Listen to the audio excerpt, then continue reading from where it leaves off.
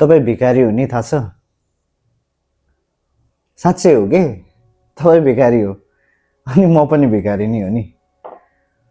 कसरी थाहा छ? तपाईँ पनि हरेक कुराहरू भिख माग्नुहुन्छ, म पनि हरेक कुराहरू भिख माग्छु के। या यो संसारमा भनौँ हरेक कोही व्यक्तिले भिखै मागिरहेछ।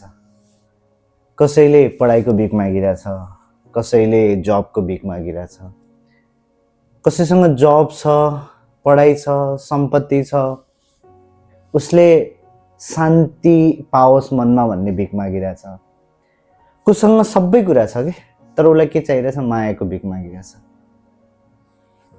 कोहीसँग पनि पूर्ण रूप भन्ने छैन। हामी केही न केही मागिरहेछौँ।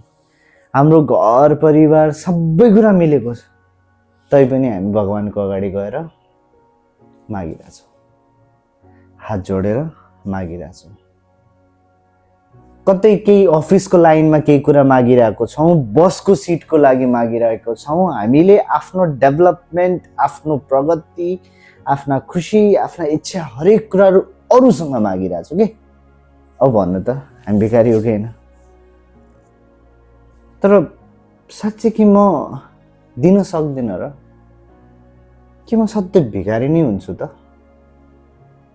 के एउटा बाटोमा कुनै कुरा माग्ने मात्र भिखारी हो त?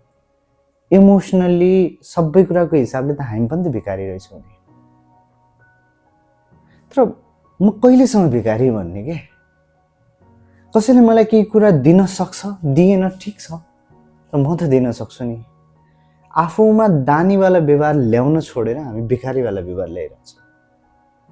तर मलाई लाग्छ हामी सबैमा एउटा दानवीर लुकेको छ कि। We can give love, we can give respect, we can give everything what we have. जो मैले सक्छु, जो म सक्षम छु नि, त्यो मैले दिन सक्छु कि।